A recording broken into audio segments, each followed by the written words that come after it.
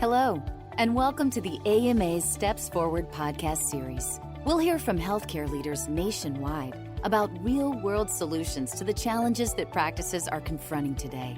Solutions that help put the joy back into medicine. AMA's Steps Forward program is open access and free to all at stepsforward.org. Hi, everyone, and welcome. This is Dr. Jill Jin, Senior Physician Advisor at the AMA. On today's episode, we will be discussing an advanced team-based care model for primary care that is in use at Heartland Health Centers in Chicago.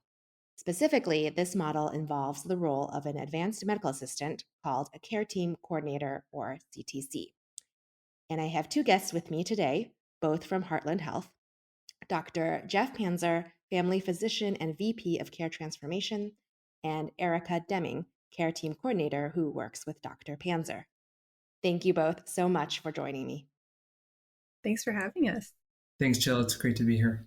Erica, why don't we start off with a little bit more about you? Can you tell us a little bit more about your role and duties as a CTC and how it differs from that of a traditional medical assistant? Well, yes. So I work with Jeff. He goes by Jeff on our care team. So I've been working with him with one other care team coordinator. I used to work as a medical assistant, and already that's pretty different because you usually work one-to-one with a provider. And as a medical assistant, you are bringing the patient back to the room, getting their vitals like blood pressure and temperature. And then you're asking the basic question, what's the reason for your visit? And they might say ankle pain, and you would just write that down. And then I would leave the room, let the provider go in, and then that visit would happen behind closed doors. And there's other tasks involved too. There's vaccines and point of care tests and stuff. But as a care team coordinator, you get to actually join during the visit. So that's not happening behind closed doors anymore. And I get to help in a bunch of different ways and in kind of different ways for each patient when I'm with the provider and the patient together. And what kinds of ways specifically? So first and foremost, I'm documenting their conversation. So I'm actually writing in the assessment and plan which problems they're getting to and what each of them are saying about it. The provider will ask me to put in some labs for the patient to do. So I'll prep those. I'll prep medications for them to sign later. I'm often coordinating between different professionals too. So if there's mental health professionals that I'm coordinating with to see if we can do a warm handoff, or pulling in results from other hospital systems in real time during the visit. So in that way, there's pretty much a laundry list of kind of so many different things I could be doing. And just depending on the patient, we kind of tailor to their needs. Got it. So in addition to the traditional clinical and rooming duties of the MA, you're also doing documentation, sounds like a big one, and then also pending orders and referrals and doing some coordination with other specialists. Yes. And then one other big difference is that after the provider's part of the visit is done, I do the visit discharge, where I can reiterate the provider's instructions and give them their papers and explain what the next steps are. And I can do that in a little bit more detail and provide more education to the patient because I was there for the visit.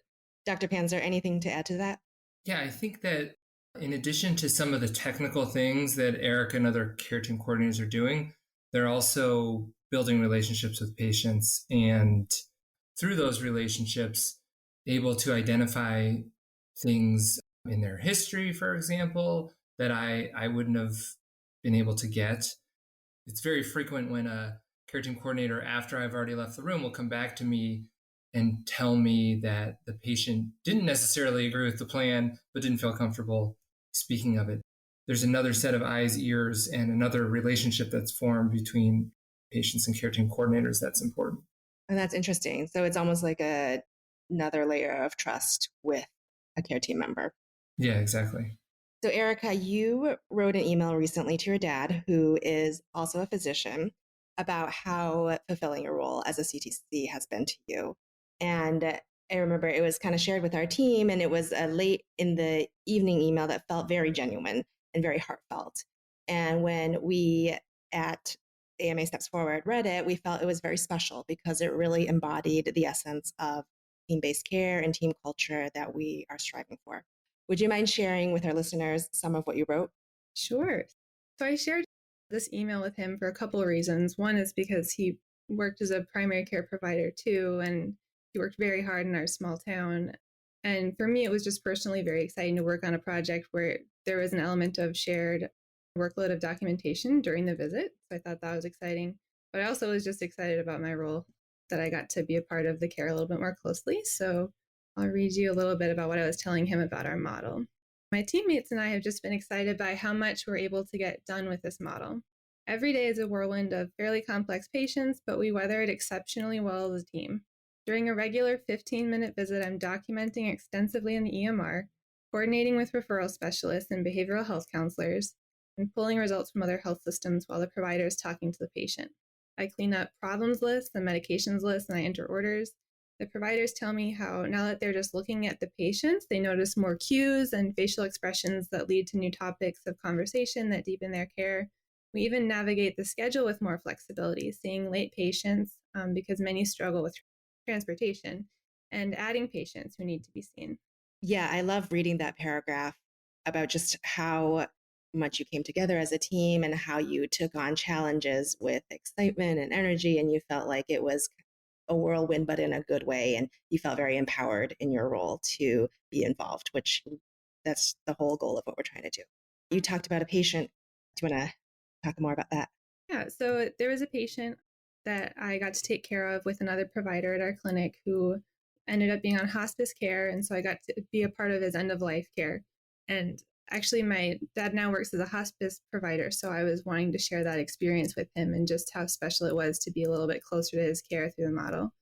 So for this patient, it was pretty special because we prioritized continuity of care between the care team coordinators and the patient. So we made it a priority for me to see him every time for the visit over the phone during the pandemic.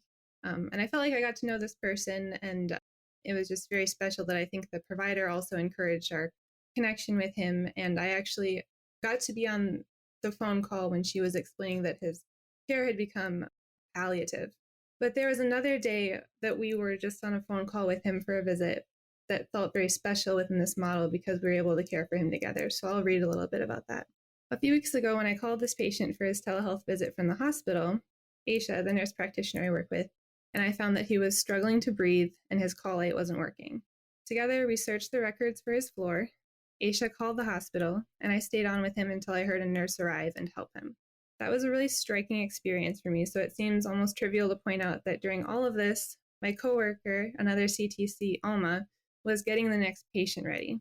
But it's experiences like this, our connection with this patient, and our ability to care for him together, and our sustainable ability to see the rest of our patients in the day, that increasingly convinced me that a team model like this could make the difference in primary care. So well said. And I am sure your being there at those moments for that patient and his family meant even more to them than it did to you. Dr. Panzer, in your role as the VP of Care Transformation, you were instrumental in developing this collaborative care team model at Heartland Health. Can you tell us a little bit more about how you came up with the model and how you implemented it? Sure. We call the model advanced team-based care. And personally, I first learned of a model like this from Chris Sinsky at the AMA. About 10 years ago, I saw her speak at a conference about her practice in Iowa where she works. And then later, I had the privilege and opportunity to work at Iora Health, an organization that practices a similar model. And I was medical director in Chicago for 2 years at one of their practices. So when I was coming to Heartland, and I've been here for about 4.5 years, we were looking into taking a model like this and creating one of our sites, turning it into an innovation center to have the space to create a new model. And we visited Bellin Health in Wisconsin that practices a similar version of care. We adopted their title, Care Team Coordinator, and we created a plan. In February 2019, we started practicing with this model. And the way the model works for us is, on the most basic level, the care team coordinator is with the patient for the intake portion of the visit. And then I, as a primary care provider, and the other primary care providers will join for what we call the team visit, where the patient, the care team coordinator, and the primary care provider, which are physicians and nurse practitioners in our model. After the team visit, we as primary care providers leave, and the care team coordinator and the patient are together to do the end of the visit. And in order for this to happen, we have 2-to-1 ratio, where there are 2 care team coordinators for every primary care provider while in clinic. Got it. I'm glad you brought up the 2-to-1 ratio. That is another key point that I wanted to highlight. So while the team visit is happening with the one CTC and the provider and the patient, what is the other CTC doing? While I'm working with one CTC in the room, the other CTC is rooming the next patient. And so when I finish the team visit, I immediately complete my note. The CTC who was in the note while I was in the room will send me the note. I will immediately finish the note, which often reminds me of things that we might have forgotten. Everything is done for that patient by the time they leave. And then I will move on to the next patient who has been prepped. Their visit intake is already done. And then I'd move into the team visit with the second care team coordinator. So it's all wonderfully efficient. It's interesting you say that. I read a quote about advanced team-based care in the past, and they said that it's like a dance, and sometimes you step on each other's feet, but it's better than dancing alone. We all know in primary care that there's a dance that happens between patients and physicians where we are going through multiple different agenda items, and we have to be flexible because the needs of all of us as individuals sometimes varies. There could be new awareness of situations or illnesses or issues in the middle of a visit. So that flexibility is really important. The care team coordinator model allows us, when we have 2 people in the room, we're able to be even more flexible, but there's definitely a customizability to the model that makes it not always work perfectly. There's sometimes I leave the room and the next patient might not be ready, or I might be the bottleneck and getting us too far behind. But overall, it's really phenomenal when it works well, and most of the times it does work well. And I imagine just with time and experience working together, it's naturally fine-tuned and optimized. My 2 follow-up questions are, 1, how do you train these care team coordinators and how long does it take? And 2, in this era of staff shortages, how do you find enough care team coordinators to maintain the 2-to-1 ratio? In terms of training, some of our CTCs were medical assistants before they were CTCs.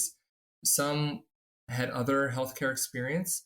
All of our CTCs go through a training and a competencying on the basic elements of the MA portions of visits, such as point of care testing, vital signs, immunizations, and some of the other needs of the clinic, such as autoclaving and EKGs, et cetera.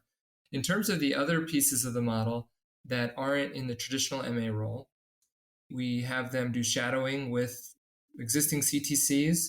And then over the course of several months, I would say, there's a learning curve where they are learning by being in the room with providers. They aren't expected on day one, when they're first working by themselves or autonomously, that they are able to do all the things that a CTC who's been working for 1 or 2 years is able to do. So it's not so much a formal curriculum as just learning by shadowing on the go, on the job.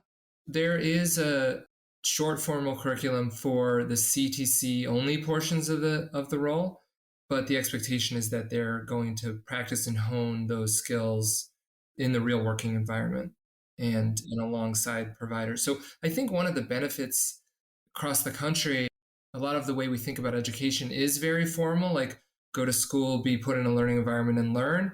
And part of what we're doing is more of an experiential learning. And so we've had folks who are well-trained medical assistants who join and then say, wow, I've never learned so much as I've learned in these first 6 months on this role. I really enjoyed that part of the training. It was a team effort on the part of the clinic in some ways. There was time set aside for me to shadow already established CTCs. So they were teaching me the things that they had learned. And then just built into my day was that time with the provider and the patient. So I was hearing more of like, what are the right questions to ask when someone says they're having headaches?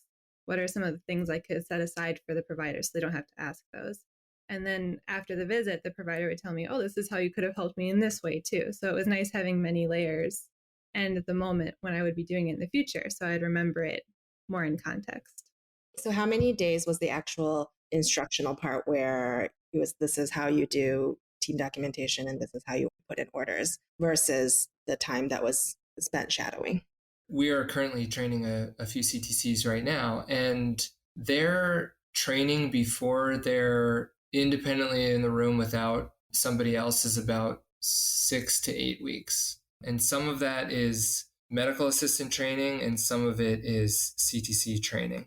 And so for at least 2 to 3 weeks of that, they are doing pieces of the CTC role with another CTC in the room shadowing them. So in that situation, there are 3 people in the room. I'm in the room with 2 CTCs, one of which is helping the other one. Okay. And then just to go back to the second part, my question, in terms of staffing shortages, are you facing challenges right now recruiting CTCs? So we're facing challenges recruiting medical assistants for sure. We've partnered with an organization called NEMA to do an in-house medical assistant training because of the more flexible nature of the CTC role and the way that we've posted the job description. We are able to attract other people from other aspects of healthcare. So we have a CTC who is an EMT. We have CTCs actually that were trained as doctors in other countries that are studying and waiting to go to residency in the US for a few years. So we're able to attract different types of candidates in different ways, which we think has been helpful in recruiting. And it doesn't take away from our pool of candidates at our other sites who are only able to hire medical assistants into their roles. And what's your outreach process for finding these other candidates? We work with several schools in the region. We also work with a program called Upwardly Global that helps with some of the international candidates.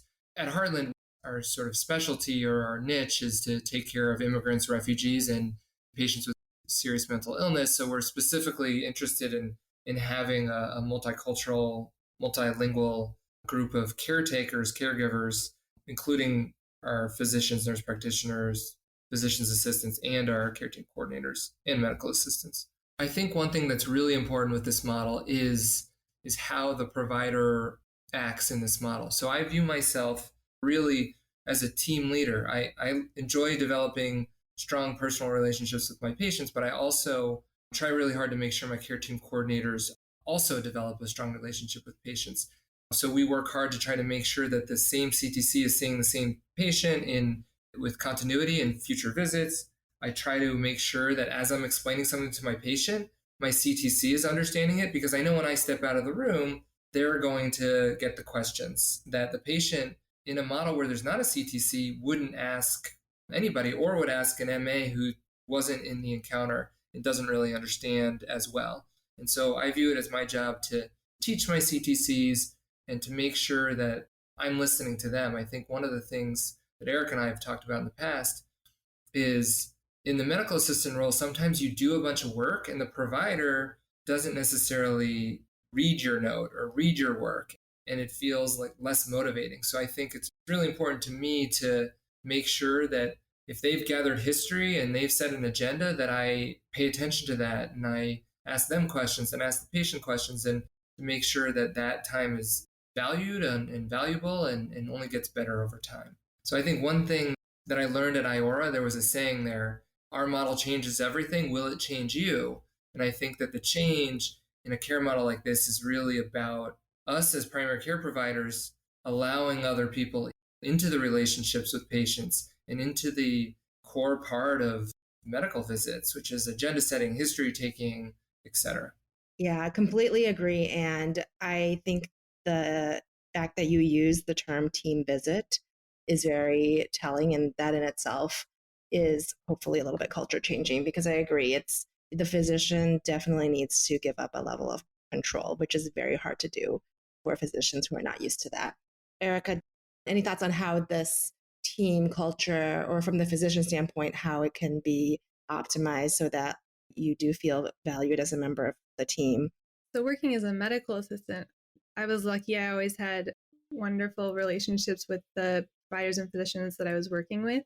But I feel like the models we were working within didn't incentivize us to communicate or share our information with one another. So we would go maybe a whole morning and like all I would say to them is room 2 is ready, or or we're running behind or something like that. And often we don't even sit by each other necessarily, like depending on if we prioritize teams being together. And there were a lot of missed opportunities, I felt like, as a medical assistant when the patient was reaching out to me. Or there's a lot of points of connection between patient and medical assistant where they're starting to open up, that once they get back to the room, they're telling them, this is what happened to me and it was awful, or these are the details you need to know. And then we often have to cut them off. But what I like about this model is that you get to actually collect those nuggets of information, put them in a document that is useful to the provider, and then the provider or physician is then incentivized to look at it because we're actually doing the visit together. So it's not just adding to their workflow that they have something else they have to do. There are moments when we're communicating and going over that, so we're not asking the same thing over and over to the patient. And I think that that helps incentivize us as CTCs to want to get the best information because we know it's being utilized. So I think in terms of how a physician could help care team coordinators feel a part of the team, it's when our work is used and when we feel like we're contributing that I think builds that trust. I remember feeling that same way as a medical student. It was the same, where all the information I collected was never actually read. So yeah, I think that's a great point. Yeah. And then on the end of the visit side too, when a patient, like you said, Jeff, asks the question, and then I would have to tell them sincerely, I'm sorry, I don't know how long they wanted you to wear the boot for your plantar fasciitis. I wasn't here. And they're already with the next patient. So it's nice that we're being trusted with information then too, to educate the patient on the next steps so they can actually follow through on the care too. And then you were saying, afterwards, when the physician leaves and you're doing the discharge with the patient, oftentimes there's more stuff that comes up. And I guess sometimes the patient kind of gives some feedback about how the physicians or how made them uncomfortable or any kind of communication or trust gaps that happened. How do you handle that? I think that's where the flexibility came in. And that's why it was so great that we had been working together on teams for a long time, because we knew our own workflows. And if Jeff would have time for an aside right after a visit, or if it was a timely question, like they need to know this now, or this is something we should address immediately, I learned over time when it was best to bring that up. But I also felt empowered to address certain things on my own. I was remembering, if I can share a story today, there was a patient that we had seen who, during the team visit, Jeff had been talking with her about the grief that she was going through. She had lost a family member in the last year, and eventually they got to talking about preventive care tests, and she just hadn't gotten her mammogram and a couple other tests yet. And so I was next to him documenting, and he was talking to the patient, and they were going through many different issues together. They were very important. And I, just as another set of ears in the room, was listening to her saying, I just don't want to go to that hospital for the test. I interpreted that as she didn't want to go there because she had a bad experience there, or she had had a loved one cared for there. And so during the discharge, I asked her myself, do you want to be referred someplace else to a different hospital? And she said, yes, I would really love that. Thank you. And so I was able to do that myself. And I think this is what distinguishes the CTC role from a scribe as well, is that you can work through those processes with the patient. You're clinical, you're able to make those changes for them. And then I went out of the room and I explained to Jeff what we had done together and where we were at now with the preventive care tests. And we celebrated the win. And then we were able to move on. So I think it just depends on the time that you have and like what the importance level is for that moment. Conversely, if it's something they need another appointment for it, we can help set that expectation for them, that we can say, oh, let's actually make a visit for you sooner than we said, because then you can talk in detail with the doctor about your concern about XYZ. And in that way, we would save time for the providers too, because they didn't have to go in and explain to them, we don't have time now, we could talk later. That's a great example. Dr. Panzer, any other tips you have on how to develop this productive and trusting relationship with a CTC or a medical assistant? I have some thoughts. I also wanted to share, just to piggyback on what Erica was just saying. I think that there's a difference between a scribe who is a clerical role to having like a clinical partner. And I think in that specific example that Erica just shared, that patient's family member actually passed away at that hospital. And so I didn't pick up on that. I think she was trying to say that, whereas Erica did. And so I think that was a really important factor for this patient. Physicians or nurse practitioners in the model where we are making the diagnostic decisions and treatment decisions, but so much of care is care coordination and making sure that they actually make it to their referral, for example. And so it's a true partnership. We in healthcare can learn from looking at the issue of trust more broadly. I read a book, Five Dysfunctions of a Team, that really talks about trust and vulnerability as like the foundation to any team. And so I've really adopted that. Like, how can I be vulnerable in front of others and get to know people on a deeper level? So some of the things that I've always tried to do, I always try to go to lunch with anybody that I'm going to work closely with to get to know who they are as a person. I think that we socialize outside of work. I think it's really important, not just so that you can work together as a team, but it makes a better working environment. But then it has the added benefit of being able to question each other and be real with each other. And so I think I'm able to give more feedback to my CTCs, knowing that they're not necessarily taking it personally, and vice versa. I've had many people give me feedback about, in that interaction, the patient even told me after you left, like they didn't like the way you said this or that. And if they didn't feel some trust with me, I don't think they would have said that. I think an important thing that helped us do that too is that we sat next to each other during the day, and we had huddles in the morning and oftentimes before the afternoon session too. So there were more opportunities to get to know each other and to talk through, this is how the patient saw that visit. And in traditional models where you're not sitting next to each other, you just don't have that chance or that familiarity when you're not near each other. True. Yeah, co-location is so important. And in the era of COVID, it became more difficult, but I agree, it's essential. And then one last point that I kind of just thought of was, will patients feel comfortable sharing all their personal information with someone who is not their physician? Because traditionally, old school medicine, it was the physician-patient bond was so sacred.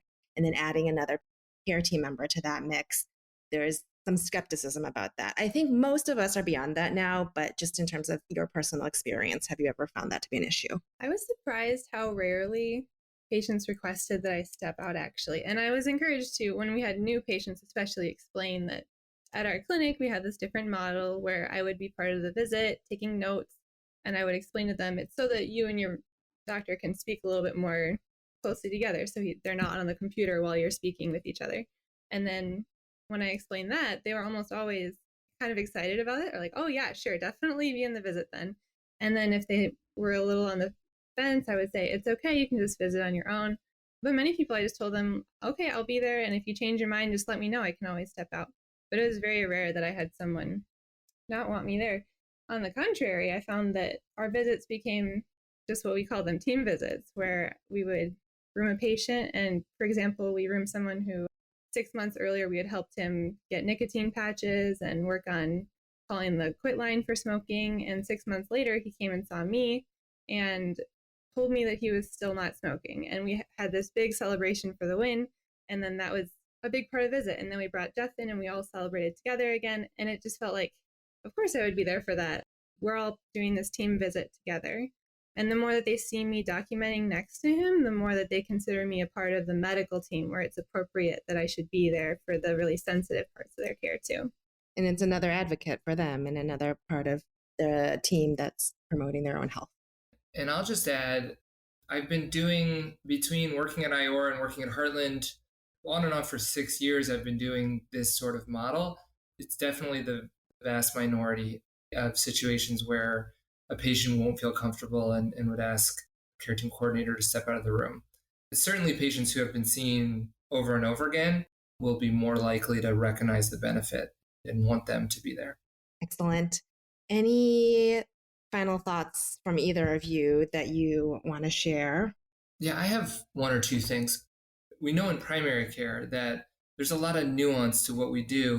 For example, a patient might be coming in for a follow-up on their diabetes, and then they were hospitalized, say, a week ago, and all of a sudden that sort of planned visit is pretty different. And so we, as doctors, know that we have to sort of shift priorities and change what we're focusing on during that visit. Oftentimes, what I found is in a more traditional medical assistant model, they're still doing sort of the same intake process, no matter what the type of visit or if the visit has changed.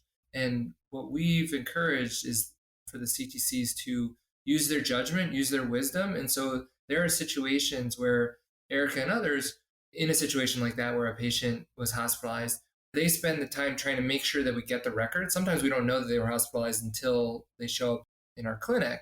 So she will spend her time making sure we get those records rather than going through a standardized set of screening questions. And I think what's really important in that situation is for me to support her in using her judgment. Because if I were to say, oh, why did you miss these things? Then in the future, she would be less likely to use her judgment. So I think that's one of the nice things about having this overlap in the room is that we get to learn each other and our patterns, and we get to trust each other. That certainly allows us to trust the CTCs in using their judgment more and more. Yeah. And so overall, it sounds like the CTC program is a win for the physicians, the win for the medical assistants who are now elevated to the CTC role, and a win for patients. So win, win, win. Thank you for listening to this episode from the AMA's Steps Forward podcast series. AMA's Steps Forward program is open access and free to all at stepsforward.org. Steps Forward can help put the joy back into medicine by offering real-world solutions to the challenges that your practice is confronting today. We look forward to you joining us next time on the AMA's Steps Forward podcast series. stepsforward.org.